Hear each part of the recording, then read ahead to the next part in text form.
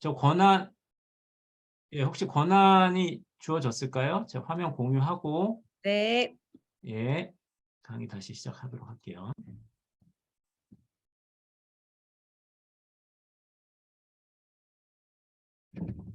자, 사실 제가 감히 뭐 대전환 이런 얘기를, 이런 건 보통 세계적인 석학이나 이런 사람들이 나와서 하는 얘기인데, 그럼에도 불구하고 꼭 이 단어를 넣고 싶을 정도로 지금 뉴스킨이 준비하고 있는 건 어마어마한 어떤 변화의 분기점에 있거든요.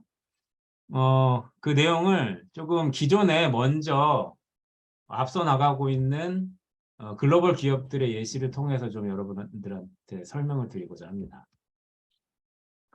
자, 그 전에 이제 여러분들께 질문을 하나 드리고 싶어요. 혹시 비즈니스 시작하실 때 스폰서분이 사장님 저랑 6개월 정도 일하시면요. 7개월 차부터 매달 300만 원씩 드릴게요라고 혹시 커미션 금액을 약속받고 시작하신 분 계실까요? 당연히 없게, 지금 손 드셨나요, 혹시? 자, 이 말이 안 되는 게요. 뉴스키는 그런 일이 아니에요. 그렇다고 뭐, 어, 돈이 빨리 안 된다 이런 얘기가 아니라 저는 이렇게 생각합니다. 적어도 저는. 뉴스키냐는 회사가 백지수표를 내밀어요, 저희에게. 금액도 네 맘대로 써라. 그리고 만기 도래일도 네 맘대로 써라. 그래서 그 날짜가 돼서 이 수표를 들고 오면 그 금액이 얼마건 당신에게 지급해주겠다. 단, 단, 그냥 지급해주면 말이 안 되죠. 당신이 그 요건을 갖춘다면. 이게 저는 아무리 생각해봐도 뉴스킨에서 주는 보상이 이렇게 설명될 수 있을 것 같아요. 생각해보면 우리가 조직의 개수 또는 내 조직의 크기 여기에 따라서 우리가 커미션이 결정되잖아요. 그 얘기는 그 조직을 끌고 갈 수 있는 리더십을 갖춘다면 그 크기가 얼마이건 간에 네가 원하는 금액을 주겠다 이거거든요. 그렇게 어마어마한 비즈니스인데 처음에 이제 제가 사업을 하러 오시는 분들께 이제 이렇게 물어보죠. 얼마 벌고 싶으세요? 뉴스킨 얼마 벌고 싶으셔서 투잡으로 하세요? 또는 전업하셨어요? 물어보면 거의 한 70% 이상은 300 정도를 얘기해요. 또는 1분 한 500 정도 얘기하고 아무리 커도 1000만 원을 넘어가는 숫자를 얘기하신 분 저는 아직까지는 못 봤어요. 물론 저는 절대 그 금액을 보고 시작하진 않았거든요. 그런데 왜 이 어마어마하게 큰 비즈니스 앞에서 맥시멈 1000만 원? 그리고 왜 대부분은 300만 원 정도를 얘기할까? 이걸 돌이켜 생각해 보면 이 비즈니스의 속성을 전혀 이해하지 못하고 기존에 내가 했던 그 일이 무엇이건 간에 기존에 내가 했던 일 기준으로 뉴스킨에서 얼마를 벌고 싶다 이렇게 기준을 정하시는 것 같아요. 어. 예를 들면 내가 대기업을 다녔어. 그런데 한 뭐 과장 정도 됐어. 그러면 뭐 한 300만 원, 400만 원 정도 주변에 그렇게 벌고 있으니까 또는 아무리 직장인이라도 1000만 원 이상을 월에 벌어가는 사람이 많지 않다 보니까 내 주변에 아무리 잘 나가도 그 정도밖에 버는 사람이 없으니까 그 정도가 기준이 되는 것 같아요. 그런데 제가 지금 말씀드리려는 건 뭐냐면 내가 기준을 얼마를 정하든 그 금액을 준다고 했잖아요. 그렇기 때문에 함부로 300, 500, 1000만 원이라고 얘기하시면 안 된다고. 내가 규정한 대로 되게 돼 있어요, 사람은. 그래서 앞으로는 요걸 싹 지우시고요. 백지수표가 내 앞에 놓였다. 이렇게 생각하고 비즈니스를 하셔야 될 것 같고요. 비즈니스는 그런 거예요. 없어, 아무것도. 없는데 거기서 내가 뭔가 만들어내야 돼요. 그렇다는 얘기는 그럼 도대체 없는 데서 뭔가를 만들어낼 때 뭐가 제일 중요할까? 저는 이렇게 생각해요. 그 도구가 주는 비전이 얼마나 큰가? 그 다음에 그 비전을 통해서 이 도구가 비전이 아무리 커도요. 그 비전을 통해서 내가 요만큼 상상하면 요만큼 준다는 얘기예요. 즉, 이 무한대의 가능성의 비즈니스에서 상상력을 크게 키우실 때 그만큼 가져가실 수 있고요. 그 소스는 정확하게 비전과 상상력입니다. 그래서 오늘 제가 대전환이라고 말씀을 드렸는데, 대전환된다라는 건 어마어마한 큰 비전이 준비되고 있는데, 이 비전을 다 이해해야 내가 그 안에서 상상을 할 거잖아요.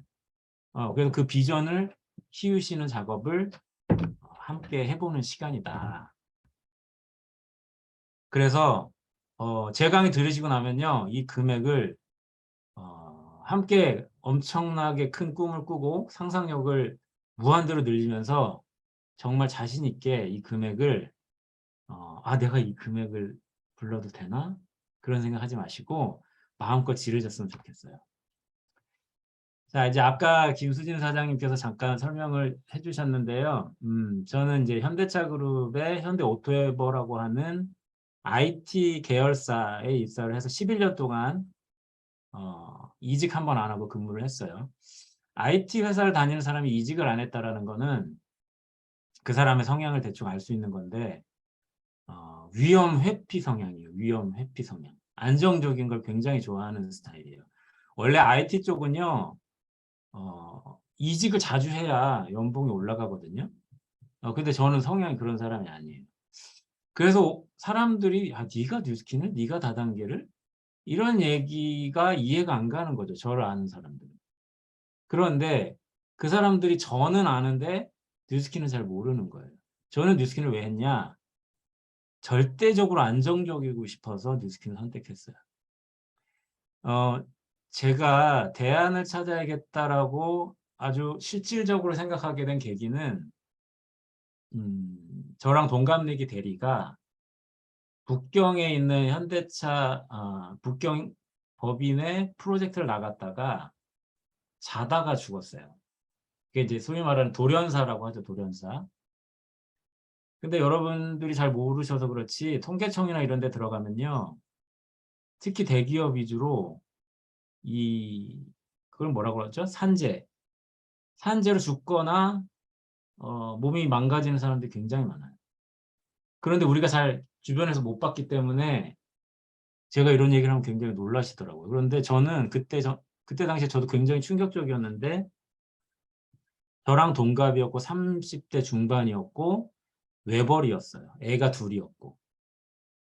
사람들은 보통 대기업이라는 울타리는 이 울타리는 진짜 튼튼해서 절대 여기서 나가면 안 돼. 이 울타리가 모든 걸 다 해결해 줄 거야. 이런 생각을 하면서 굉장히 올인을 하죠. 그러다 보니까 이 친구도 올인을 한 거예요. 자기 몸이 망가지는지도 모르고 그 스트레스와 이런 것들 다 견디면서 프로젝트를 하다가 오히려 돌연사를 하면서 이 대기업이라는 울타리가 지켜줄 수 있을 거라고 생각했던 이 가정이 송두리째 그냥 생업전선에 그냥 내몰리게 된 거죠. 그 상황을 보면서 야, 진짜 대안을 준비해야 되는구나. 진짜 안전은 여기에 있지 않다. 안전하게 보이는 곳을 빨리 벗어나야 진짜 안전 찾을 수 있겠구나 생각하고 이제 대안을 찾다가 저는 뉴스킨을 만났습니다. 제가 최근에 그 랠리 때 강의 준비하면서 지금 현대차 그룹의 미션은 무엇인지 좀 살펴보려고 홈페이지에 들어가 봤어요. 제가 예전에 다닐 때는요, 현대차 그룹의 비전 스테이트먼트가 그거였어요. 더 나은 미래를 향한 동행. 제가 아까 그 도구의 비전을 이해하고 그 도구의 비전을 통해서 상상을 해야 된다고 했잖아요. 그게 이제 이해가 안 가는 거죠. 이게 무슨 얘기인지가 일단 이해가 안 가고, 그럼 도대체 더 나은 미래를 향한 동행에서 내가 뭘 해야 되는지, 이런 것들이 잘 이해가 되지 않았는데, 사실 다들 그걸 너무 당연시하고 회사를 다녔어요. 저도 그랬고. 근데 제가 이제 뉴스킨에 와서 비전 스테이트먼트를 보면서 깜짝 놀랐는데, 이제 바로 뒤에서 말씀드릴 거고요. 최근의 비전 스테이트먼트는 휴머니티를 향한 진보, 휴머니티, 일단 영어로 시작해요. 대부분의 비전은. 왜 그런지 모르겠는데. 휴머니티가 뭐죠? 뭐 인류의 뭐 이런 정도로 해석할 수 있겠죠. 나는 인류애를 한 번도 생각해 본 적이 없는데 내가 몸담고 있는 회사는 인류애를 향한 진보가 우리의 미션이다라고 얘기를 하는 거예요. 그리고 이 밑에 보시면 우리는 인류를 위해 옳은 일을 하고자 존재합니다. 제가 11년 동안 현대차 그룹에 존재한 이유가 인류를 위해 옳은 일을 하기 위함이에요. 전혀 와닿지가 않죠. 저는 내 몸 하나 건사하기도 너무 스트레스 너무 받고 진짜 이 회사 너무 싫은데 연봉 그거 6천, 7천 받으려고 다닌 건데 이 괴리감이 있는 거예요. 그러다 보니까 뭔가 합치되지 않고 겉도는 느낌이 계속적으로 들었어요. 제가 뉴스킨에 와서 깜짝 놀랐던 건 비전 스테이트먼트를 찾아보고 나서였는데 지금 이 비전 스테이트먼트가 세 번째 비전 스테이트먼트예요.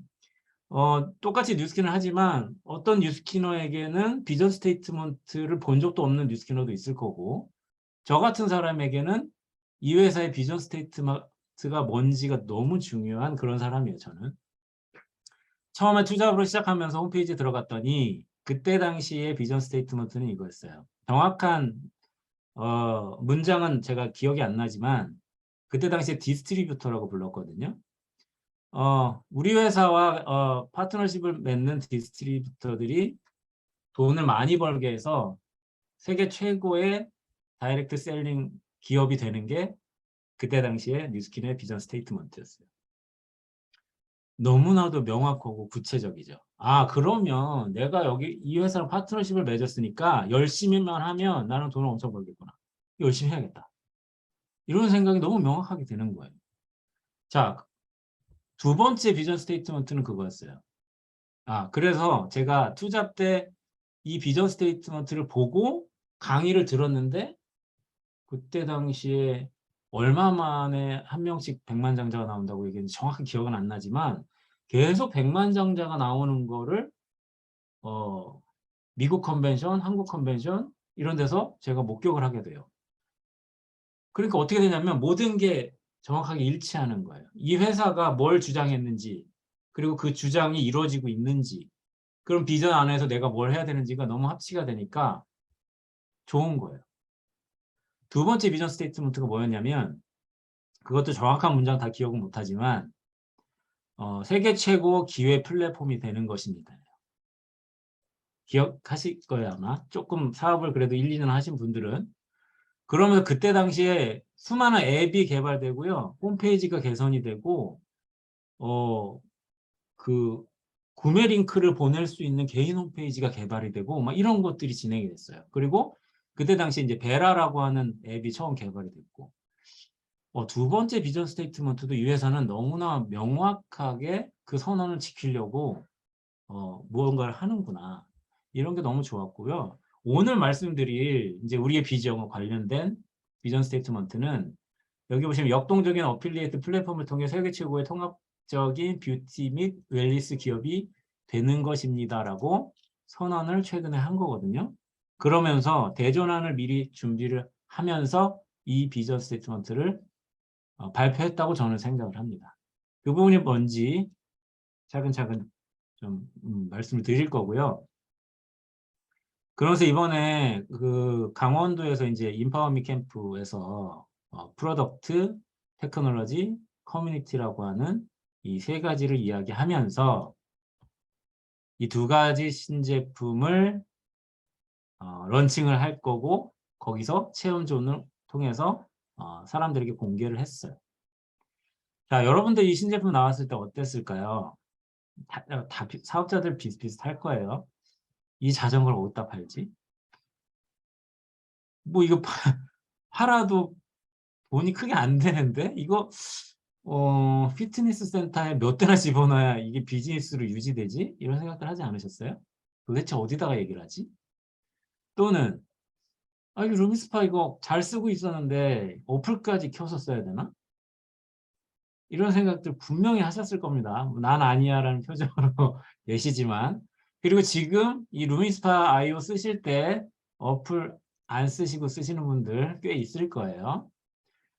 이 생각을 이 오늘의 계기를 통해서 싹 바꾸셔야 된다라는 거. 자, 그 전에 제가 아까 이제 선도하는 기업들이 지금 뭔가를 준비하고 어떻게 앞으로 나가고 있고 세계 경제를 이끌고 가고 있는지 제가 그 사례를 통해서 우리의 비전을 본다고 했잖아요. 이 리스트는 2022년 5월 기준 시가총액 기준으로 세계 10대 기업을 나열한 거예요. 여기 보시면 다 웬만큼 이름 들어본 소위 이제 플랫폼이라고 하는 회사들인데 10개 중에 2개만 빼고 전부 다 플랫폼 기업입니다. 이 사우디 아람코는 그냥 사우디 국영 기업이고 쉽게 말하면 석유 회사예요. 그리고 여기 버크셔 해서웨이는 여러분들이 강의에서 한두 번 좀 접했을 그 할아버지가 운영하는 투자자문 회사. 그 두 회사를 뺀 나머지는요, 다 플랫폼 기업이에요. 제가 얘기를 했더니 아닌데요 라고 얘기를 하시는 분이 있어요. 왜 그러냐면 테슬라 때문에 그래요. 제가 오늘 테슬라를 집중적으로 얘기를 할 겁니다. 자, 이 기업들의 특징은요, 데이터를 돈과 바꾸는 형태로 이윤을 추구하는 회사예요. 그리고 제가 이걸 왜 얘기하겠어요? 우리 회사도 이렇게 가고 있다라고 저는 생각을 합니다. 그리고 저 혼자 상상을 하고 있어요. 자, 오늘 핵심은 이제 테슬라라는 기업을 통해서 데이터 플랫폼 비즈니스에 대해서 좀 이해도를 가져가시면 좋을 것 같고요. 이게 뭐 영어가 나오고 막 뭐 용어는 사실 뭐 접해보시지 않은 용어는 아니니까 내용이 뭐 너무 막 기술 이런 거 나오는 거 아니야? IT 출신이라고 또 지만 아는 얘기 하는 거 아니야? 그런 얘기 아니고요. 이미 독서도 좀 해보시고 그래도 내 비즈니스의 상상력과 내가 앞으로 어떻게 비즈니스를 해나가고 내 팀을 어떻게 이끌 것인가를 생각하면서 이렇게 책을 좀 많이 읽으신 분들은 다 접해본 이야기예요. 그냥 제가 그거를 테슬라라고 하는 회사를 통해서 우리 회사의 비전에 접목만 살짝 할 거예요. 자, 그래서 오늘 이 사실 플랫폼 데이터 비즈니스는요, 빅데이터, 인공지능, 그 다음에 엣지 디바이스는 사실 조금 처음 들어보셨을 수도 있습니다. 오늘 빅데이터하고 엣지 디바이스 이 개념을 좀 얘기를 할 거고요. 여기 엣지 디바이스 제가 빨간 걸로 이렇게 하이라이트 해놨죠. 요걸 좀 집중해서 보시면 좋을 것 같고, 자, 엣지 디바이스의 정의가 이렇게 인터넷에 치면 나와요. 데이터를 발생하는 기기로 데이터를 생성 또는 수집하는 사물 인터넷 센서로부터 비디오, 감시 카메라, 인터넷에 연결된 가전기기, 스마트폰과 같은 스마트 기기 등을 포함한다. 즉 뭐냐면 요새 그냥 뭔지 모르지만 데이터를 생성하는 가장 끝단에 있는 기기들 또는 어플들 또는 가전제품 이런 것들을 엣지가 뭐예요? 끝이잖아요. 끝.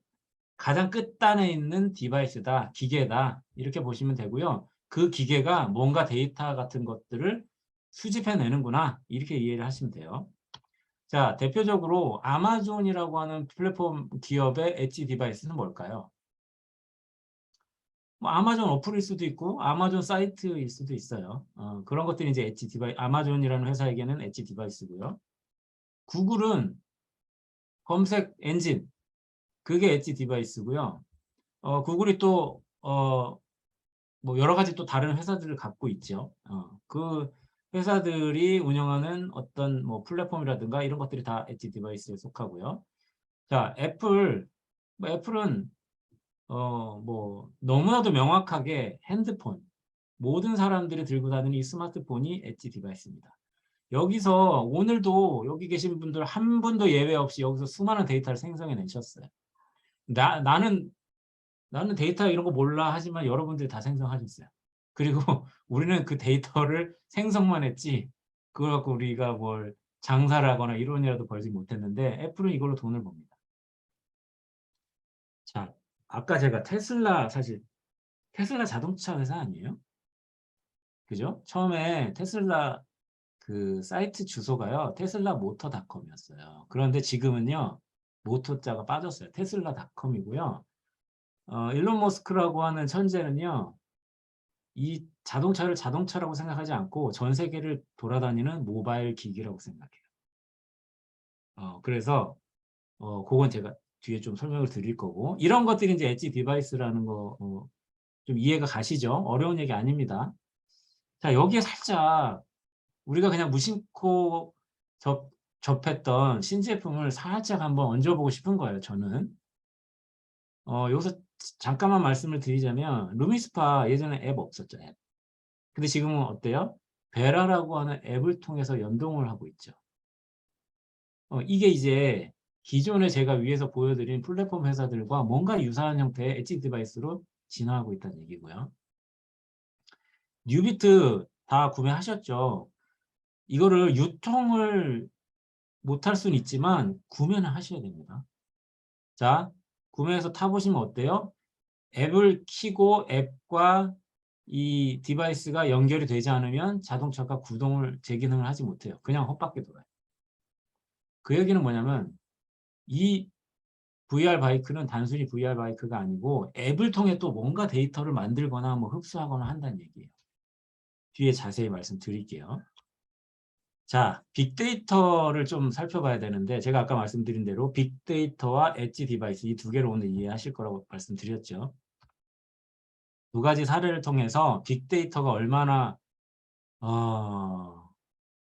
무서운 건지 또는 얼마나 큰 부가가치를 만들어냈는지를 제가 말씀을 드리려고 합니다.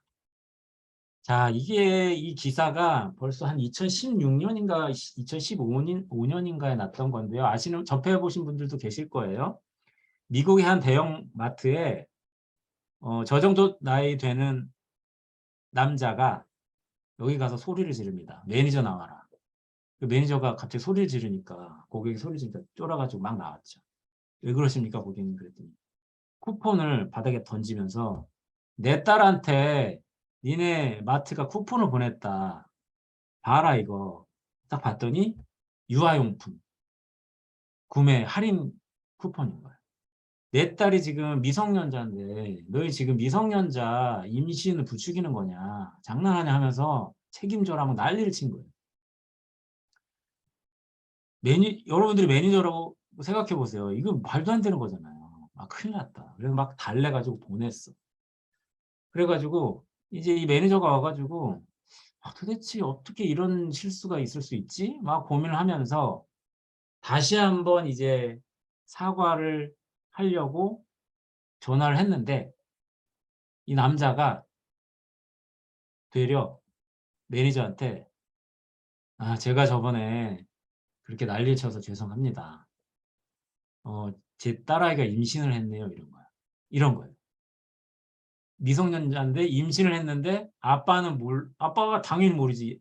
미성년자가 임신했는데 아빠한테 임신했다고 얘기했겠어요? 그런데 이 마트는 알고 있었던 거예요. 왜 그랬을까? 이 마트의 AI는요, 몇 가지 데이터를 추출해서 이 데이터에 변화가 있을 때 이거는 유의미한 변화다라고 해서 새로운 데이터로 가공을 해서 뭔가 저장을 해뒀다가 데이터를 활용하는 그런 프로세스를 만들어내고 있거든요. 향이 진한 화장품을 쓰던 여성이 갑자기 향이 없는 화장품으로 바꿨다. 그러면 마킹을 합니다, AI가. 그 다음에 그 여성이 갑자기 비타민 미네랄을 구매를 안 하다가 구매를 했다. 그럼 마킹을 해서 이 두 가지 조합으로 이 여자는 임신했다라고 추정을 하는 거예요. 이게 여러분 빅데이터 활용 사례거든요. 이게 벌써 5년, 6년 전 일이에요. 미국에서 실제로 일어났다. 빅데이터라는 건 이런 거고요. 지금 여러분 우리 김지훈 사장님은 이제 그 소위 이제 MZ 세대니까 맞죠? MZ 세대? 하루에도 막 수백 건의 빅데이터를 생성했을 거예요. 인스타그램에서도 막 페이스북에서 언제는 동영상 생성하고 언제는 뭐 텍스트 생성했을 거고 이 빅데이터라는 건요. 어떤 형태가 없어요. 예전의 데이터 제가 이제 IT 출신이니까 예전의 데이터라고 하면 우리 엑셀 파일에 딱 규정이 돼가지고 속성값 이런 게 정해져 있었어요. 그런데 인스타그램, 페이스북 하나만 놓고 봐도 누군가는 동영상, 누군가는 사진, 누군가는 이모티콘, 누군가는 뭐 텍스트 다 여러 가지 규정 지을 수 없는 데이터가 막 쏟아지거든요. 그런데 이것들 중에 AI가 방금 제가 말씀드린 것처럼 의미 있다라고 어떤 데이터는 마킹을 하고 이것들을 조합해 가지고 새로운 마케팅 가치를 창출해내는 거예요. 이게 이미 5년, 6년, 10년 전에 벌써 벌어지고 있는 일이고요. 이 테슬라는 더한 짓거리를 하고 있습니다. 이제 지금 무서워요, 사실은. 자, 일단 테슬라가 전기차 중에 점유율 1인, 전 세계 글로벌 1위인 건 알고 계시죠? 여기 이제 주로 이제 여성분들이 계시는데 남자들은 알아요. 여성분들은 모를 수 있는데 자동차에 관심이 좀 적으시니까 여기 그래서 제가 가져왔어요. 계속적으로 점유율이 올라가고 있고요. 이건 뭐냐면 테슬라라는 자동차가 자율주행을 하면서 돌아다닌 그 동선을 선으로 막 이렇게 그린 거예요. 여기 보시면 이게 더 보라색이 진한 곳이 있죠. 이 진한 곳은 그만큼 많이 선을 막 칠하다 보면 면이 되잖아요. 이걸 지도로 데이터화한 거고요. 여기 보시면 전 세계 차량이 가장 많이 돌아다니는 선진국 위주로 테슬라가 엄청 돌아다녔습니다. 자, 그리고 여기 보시면 이거 어느 나라예요? 우리나라예요, 우리나라. 딱 잘라서 남한만 테슬라가 엄청 다녔죠. 요새 보시면 테슬라 엄청 돌아다니지 않아요? 이게 근데 빅데이터랑 연계하면 굉장히 무서운 현실이거든요. 이 전 세계의 점유율 1위의 전기차가 수없이 많은 횟수를 통해서 돌아다니면서 테슬라는 6대인가 12대인가 하여간 카메라가 달려 있어요. 계속 주변을 찍어가지고 이 테슬라라고 하는 차에 있는 AI가 엄마 AI에게 계속 실시간으로 데이터를 보냅니다. 그러면 엄마 데이터는 예를 들면 A라는 테슬라, B라는 테슬라, 하나는 중국에 있고 하나는 한국에 있어요. 얘네는 한 번도 나라를 이동한 적이 없지만 얘가 북경에서 다니면서 그 북경의 도로 교통 상황과 이런 것들을 얻은 정보를 한국에 있는 테슬라에게 다 알려줘요. 얘는 안 갔는데 다 알아요. 이런 작업을 계속 지금도 하고 있다는 거예요. 예를 들면 선릉에 테슬라가 하루에 몇 대나 다닐까요? 수없이 많은 테슬라들이 다니면서 쉽게 말하면 이런 걸 예측하는 거예요. 여러분들 그 메타버스라는 얘기 들어보셨죠? 책을 그래도 조금 책에 관심이 있으시고 4차 산업혁명에 관심이 있으신 분들은 메타버스라고 들어보셨을 거예요. 테슬라 엄마 AI는요, 메타버스 환경을 딱 구성해 놔요. 이 전 세계 데이터를 다 받아들여가지고. 그래서 아마 선릉도 우리 샹젤리제 B동 101호까지 다 구현을 해놨을 수도 있어요. 여기서 얼마 전에 우리 강남역 침수 사태 발생했죠. 이런 현실에서는 절대 임의로 만들 수 없는 환경을 메타버스 환경에서 데이터 값을 다 집어넣어서 구현해낼 수 있다는 얘기예요. 그러면 적어도 테슬라 자율주행차가 탑재된 차는 집중호우가 몇 시간 이상 되면 강남역엔 안 가게 돼 있는 거예요. 경로를 거기는 잡지 않습니다. 이런 작업을 아직 그게 현실에서 일어나지 않았지만 메타버스 환경에서 다 구현해가지고 데이터 값으로 쌓고 있는 거예요. 이게 진짜 무서운 거고, 그래서 여러분 그 테슬라 차가 너무 고급진 차, 좀 후지다라는 얘기 많이 들어왔죠. 단차도 안 맞고 막 서비스도 개판이고. 근데 왜 그럼에도 불구하고 이렇게 전 세계 차를 많이 깔았을까? 데이터 값을 빨리 누구보다도 많이 모으기 위해서요. 자, 그러다 보니까 테슬라라는 회사는 이미 미국에서는요, 보험회사를 운영해요. 생각해 보세요. 현대차와 테슬라, 저번에 강남역 침수 사태, 현대차는 절대 그걸 예측할 수 없습니다. 비가 집중호우가 얼마 정도 왔을 때. 그런데 테슬라는 예측을 한다고 치면 이 테슬라라는 차가 사고를 당하거나 침수를 당할 확률은 현저히 떨어져요. 그래서 실제로 미국에서 가장 큰 보험회사가 있을 거 아니에요. 예를 들면 우리나라는 어느 회사예요? 삼성화재라고 칠게요. 삼성화재에서 테슬라 모델 S 1년 보험료가 100만 원이라고 치면요. 실제입니다, 이거는. 테슬라 보험사에다 가입하면요. 35만 원밖에 안 돼요. 여러분 그러면 만약에 내가 테슬라 탈 거야. 그럼 보험사 어디 선택하시겠어요? 정신병자가 아닌 이상은 테슬라 보험 가입할 수밖에 없다니까요. 이게 실제로 미국에서 일어나고 있는 일인데요. 이건 100%전 세계적으로 확대될 수밖에 없는 게 지금 현실이라는 거예요. 이거는 딱 보험사 하나만 갖고 얘기한 겁니다, 여러분. 그리고 이 테슬라라는 회사는요. 유일한 목표는 전 세계에 제일 많이 차를 까는 거예요. 그래서 어떤 짓까지 하고 있냐면 테슬라 그 일론 머스크가 스페이스 X라고 하는 우주 비행선 만드는 회사 갖고 계신 거 아시죠? 이 스페이스 X는 이미 나사로부터 어떤 계약을 했냐면 이 태양계 주변의 여러 가지 행성들에 이 광물이 엄청나게 묻혀 있대요.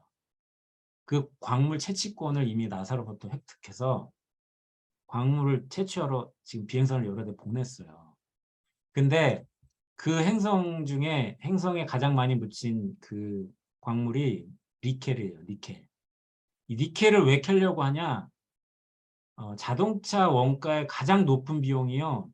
저기 배터리예요. 배터리. 배터리 하니까 좀 무식해 보이네. 그죠? 배터리. 그래서 차값을 낮추는데 가장 중요한 게 배터리거든요. 배터리 가장 핵심 원료가 니켈이에요. 그래서 나사하고 계약해서 이미 비행선 보냈어요. 니켈 캐오려고. 지금 전 세계적으로 자원 부족 현상 때문에 지금 인플레이션 장난 아니잖아요. 이렇게 지독하게 차값을 낮춰서 전 세계 차를 많이 깔아서 나는 데이터를 다 장악하겠다. 이게 지금 테슬라가 하고 있는 행태예요. 제가 왜 이 테슬라를 콕 집어서 이렇게 말씀드리냐면요. 어느 누구도 플랫폼 기업이다, 데이터 기업이다라고 하지 않는 테슬라가 실제적으로 하고 있는 행위는 누구보다 가장 많이 데이터를 끌어와서 내가 이걸 돈으로 바꾸겠다. 이 짓을 하고 있는 거거든요. 뉴스킨이 왜 갑자기 잘 쓰고 있는 루미스파에다가 앱을 접목했을까? 살짝 한번 상상을 해보시라는 거예요. 오늘 상상하는 시간이고요. 그 상상이 크면 아까 제가 말씀드린 수표에 내가 뉴스킨에서 벌고 싶은 금액이 커지는 거거든요. 최종적으로 테슬라라는 회사는요. 아마도 전 세계에 자가용을 없애는 게 목표일 거예요. 생각해 보세요. 차를 뭐하러 사요? 테슬라가 AI가 탑재돼 가지고 촘촘하게 사람들의 라이프 스타일을 다 분석해서 주차장 문제 이런 거 다 내가 갖고 있을 필요도 없어요. 그냥 내가 필요한 시간에 나의 니즈에 맞게 차가 AI가 그 안에 이제 요새 우버가 문제가 되고 있는 게 이 운전기사와 회사 간의 임금 문제 이런 것들이 굉장히 예민하거든요. 아마 우버 지금 뭔가 대안 찾지 않으면 테슬라 때문에 망할 거예요. 이미 보험사들은 망하고 있고요. 우버도 곧 뭔가 혁신을 하지 않으면 테슬라 이 로보택시 때문에 망할 수도 있다. 이게 다 빅데이터와 엣지 디바이스 때문에 일어나는 일이에요. 물론 이제 로보택시가 되네 마네 막 잡음도 있지만요. 테슬라 또는 일론 머스크라는 사람에게 조금만 관심을 갖고 보시면요. 진짜 무서워요. 그 스페이스 X가 하고 있는 이 짓과 이 사람이 그다음에 뉴럴링크라고 하는 AI 회사도 갖고 있잖아요. 이 사람은 곧 뇌에다가 칩을 심어서 뭔가를 하려고 하고 있거든요. 이런 걸 이해하면 되게 무서운데 이제 오늘 무슨 뭐 호러 강의를 하려는 게 아니라 이런 상황을 보면서 뉴스킨이 왜 갑자기 저런 짓을 하고 있는지 상상을 해보자는 거죠. 자, 이제 이게 그냥 뷰티 디바이스가 아니라 엣지 디바이스라고 보자고요. 뉴스킨 뷰티 기업 중에 이 엣지 디바이스 전 세계적으로 제일 많이 깐 회사죠.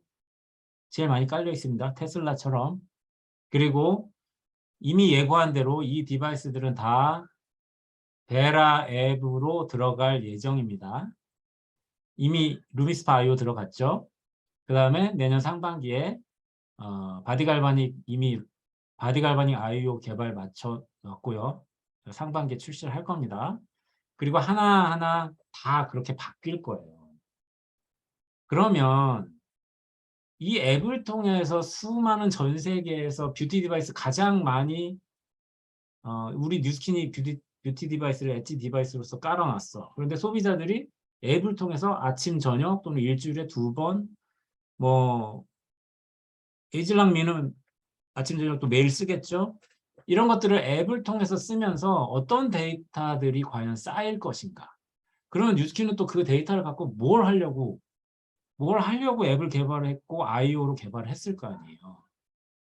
이걸 잘 생각해 보면 우리가 그냥 루이스파 iO를 그렇게 쳐다보면 안 된다는. 자, 그리고 또 하나. 우리 바이크가 그냥 바이크가 아니고 이걸 어디다 팔지? 이렇게 생각하시면 안 되는 게 이 바이크를 깔기 위해 뉴스킨이 뭘 했는지를 잘 보자고요. 작년에 이미 체중 조절 웰빙 브랜드 매출액 기준 1위를 달성했죠. 그리고 나서 이제 바이크가 출시됐단 말이에요. 바이크가요, 출시가 미뤄진 게 뭐 여러 가지 이유가 있겠지만, 저는 이거를 미리 이 상황을 만들어 놓고 바이크를 출시하려고 미뤘다고 저는 생각해요. 뭔가 제품을 출시할 때 타이밍과 어떤 주변 인프라가 굉장히 중요한데, 뭔가 기존의 건강기능식품이나 다이어트 식품으로 1위를 차지한 상태에서 바이크가 얹어졌을 때 훨씬 더 시너지가 클 거라고 예상하고 출시를 거기에 맞췄다라고 저는 보는 거예요. 자, 거기다가 내년 상반기에 또 TRM도 베라 앱에 뭔가 접목을 해서 런칭을 한다라는 얘기가 있습니다. 뭐 어떤 형태가 될지는 잘 모르겠지만 TRM는 뭐예요? 맞춤형 다이어트 제품이잖아요. 그러면 또 상상을 해보자고요. 베라 앱에서 뭔가 TRM를 구매를 하고 뭔가 한다고 쳤을 때, 장윤보라는 애는 이 스타트 윈이라는 걸 구매했어. 그럼 이 친구는 장이 안 좋구나. 이런 데이터가 모이겠죠? 자, 김지은이라는 친구는 마이 엣지를 뭐 3개월 패키지를 샀어. 그럼 이 친구는 그냥 빵하고 밀가루 없으면 안 되는 사람이구나. 이런 데이터도 얻었죠?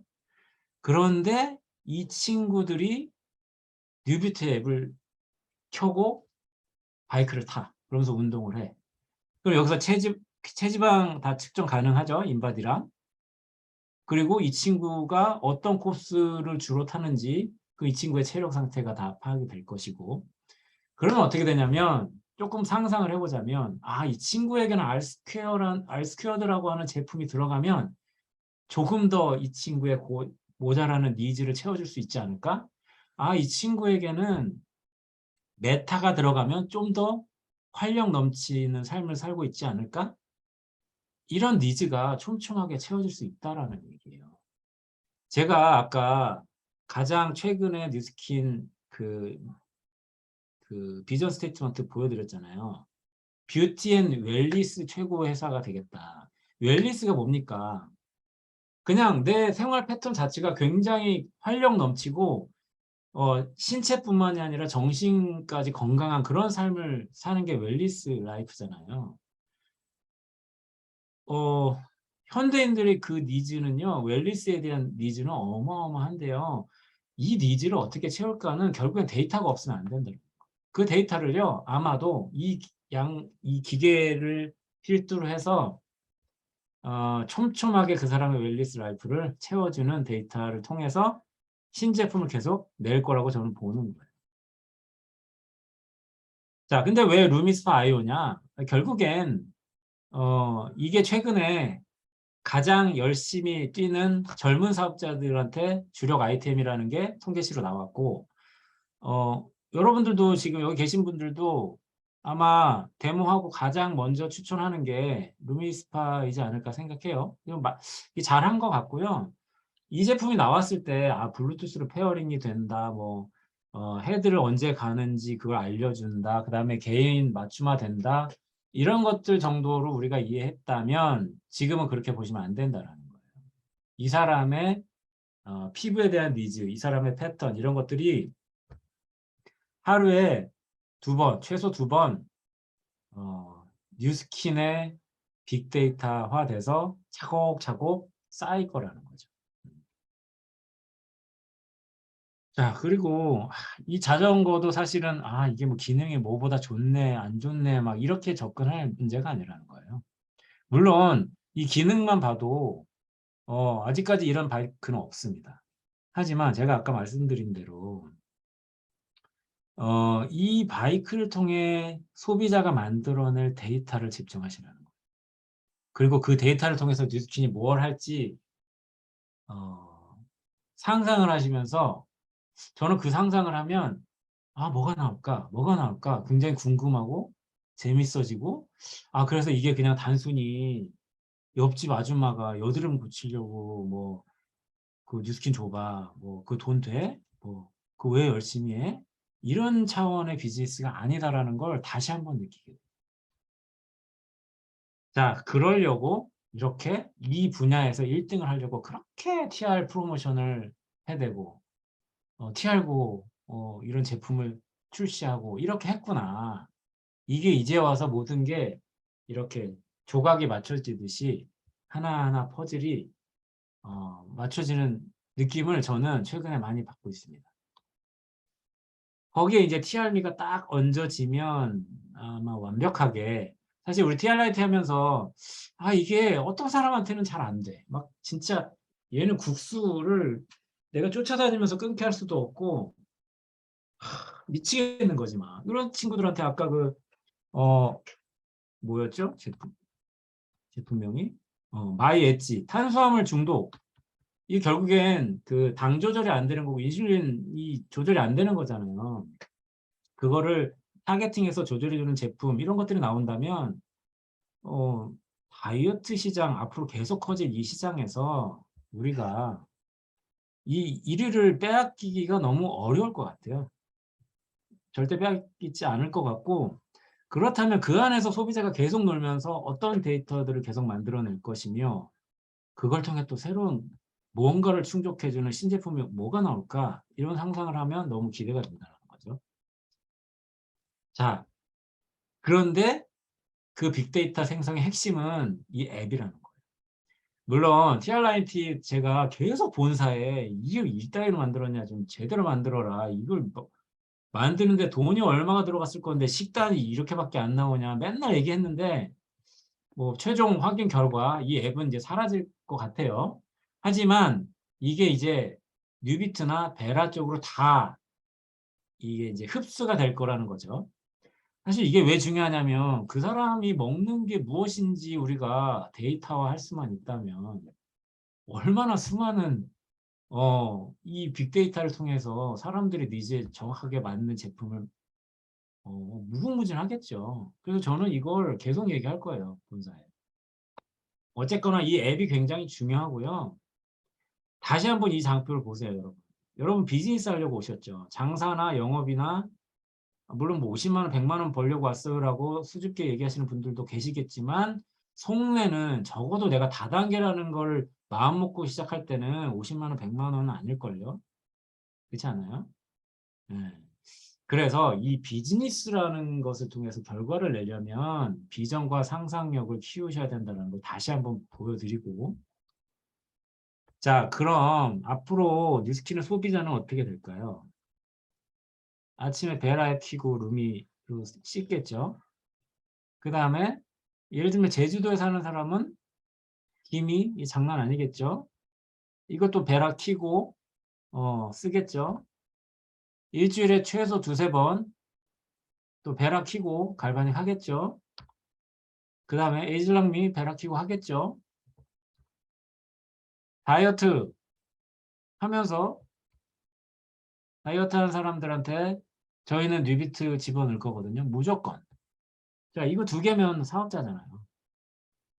1000포인트, 1000포인트. 지금 그렇게 하고 계셔야 돼요.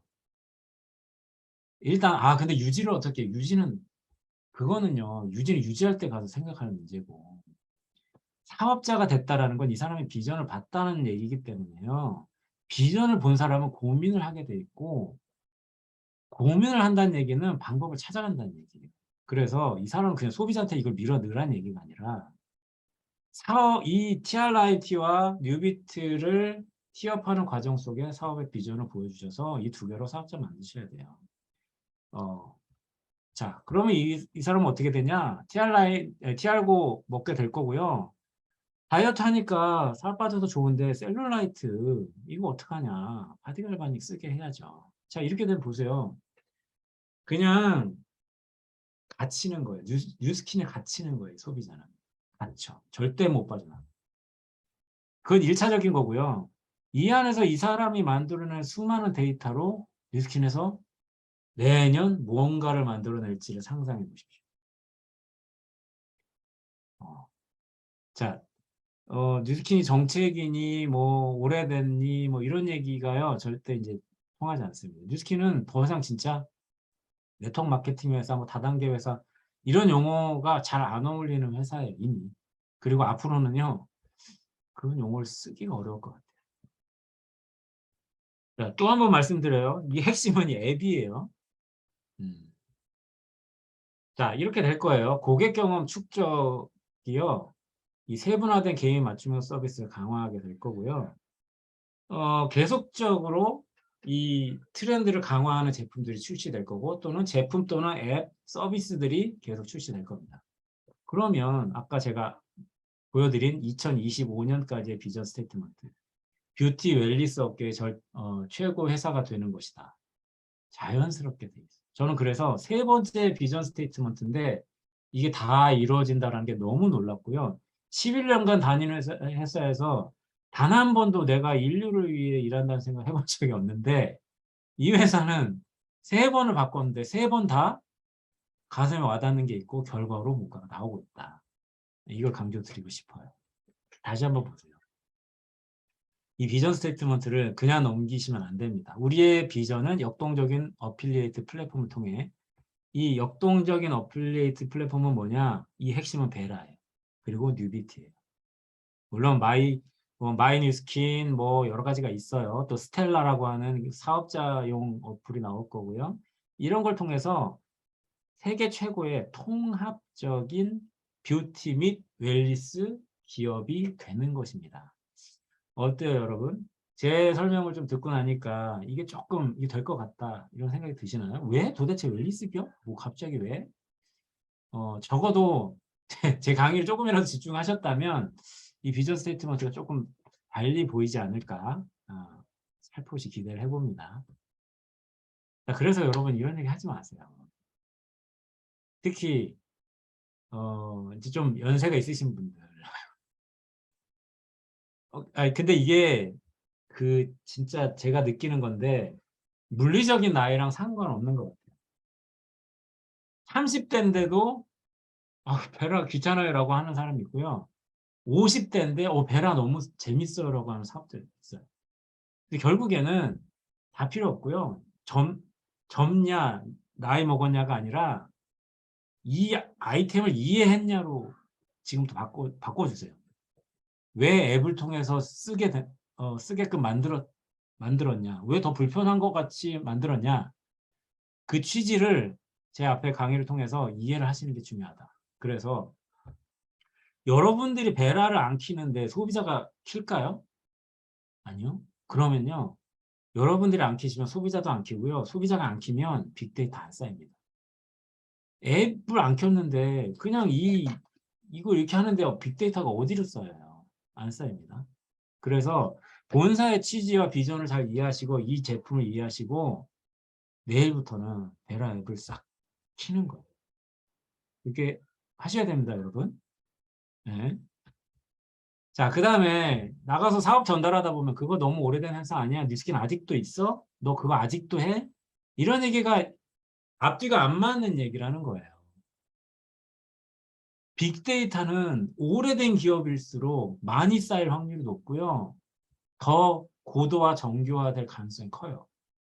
그런데 무슨 뭐 인셀 뭐 이런 회사 뭐 몇 년 나온 지 몇 년 안 된 회사 거기서 무슨 데이터를 쌓아? 일단 데이터 쌓을 도구가 없고요. 그들이 할 수 있는 거는 그냥 리더가 산 벤틀리 자기 찬 것처럼 올려가지고 사람들 홀려서 빠르게 돈이 된다라는 이야기 지금이 타이밍이다. 지금 해야 된다. 오래된 회사는 비전이 없다. 이 논리밖에 없어요. 그런데 왜 그런 회사에 사람들을 뺏기냐고요. 어찌 보면 우리 책임일 수 있어요. 예, 이거 이해하시고요. 어떻게든 여러분의 언어와 여러분의 사고를 통해 그 사람을 이해시키시고요. 적어도 이걸 이해했다면 그런 뭐 하찮은이라는 표현도 좀 그렇고 뭐 하여간 그런 먼지 같은 회사에 우리가 사업자, 가망 사업자 뺏길 일은 없어야 된다. 네. 결국 우리 이거 하려는 거잖아요. 잠자는 동안에도 계속적으로 돈이 나오는 구조, 이거 만들려는 거 아니에요? 그런데 어떻게 오래된 회사를 그게 돈이 되니? 이런 얘기 어떻게 흔들리냐고요. 오래됐는데도 신제품이 나오고 이렇게 계속적으로 비전을 갖고 앞으로 나아가는 회사여야 내가 일하지 않아도 돈이 들어오는 구조가 만들어지는 거 아니에요? 네. 자, 제가 최근에 읽은 책인데요. 한번 시간 되시면 독서 미팅 책으로 하셔도 좋을 것 같아요. 이 책에 이런 내용이 나옵니다.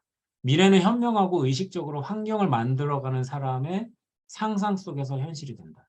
제가 아까 비전과 상상력 말씀드린 게 이 맥락입니다. 회사가 비전을 제시했고 그런 비전에 부합하는 제품을 만들었어요. 그리고 여러분이 상상을 했어요. 이 시간을 통해.